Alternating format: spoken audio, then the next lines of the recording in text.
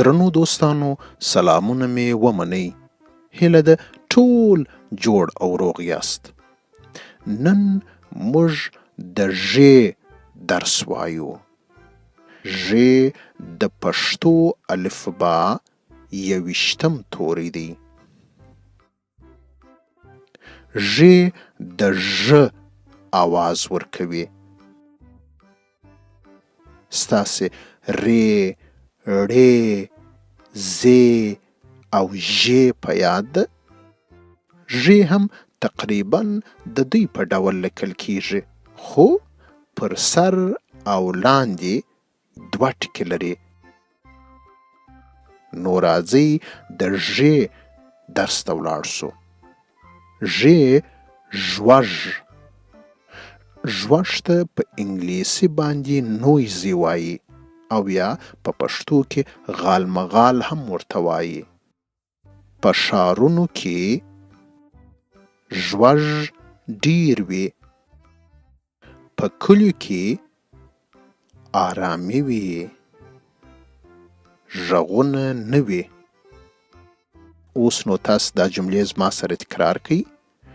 ژ ژوژ. په ښارونو کې ژوژ ډیر وي. په کلیو کې آرامي وي. غږونه نه وي. تاسو ګورئ په ژوژ او غږونو کې ژ راغلې ده.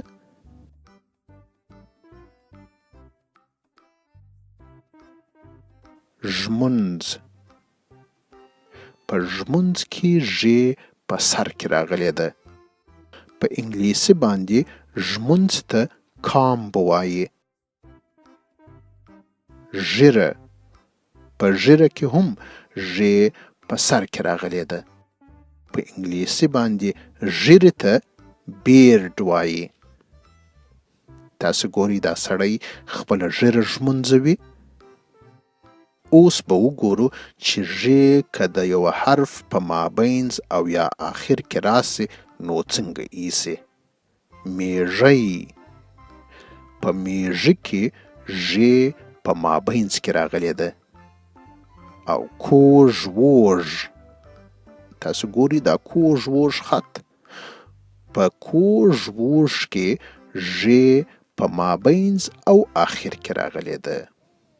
په انګلیسي باندې میږي ته انټ وایي.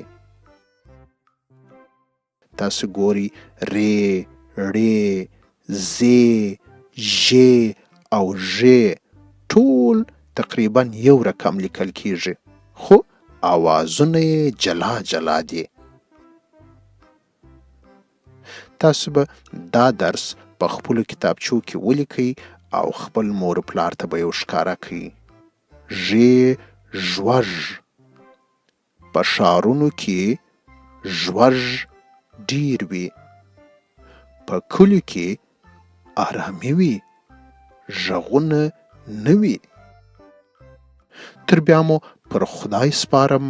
په مخه مو ښه.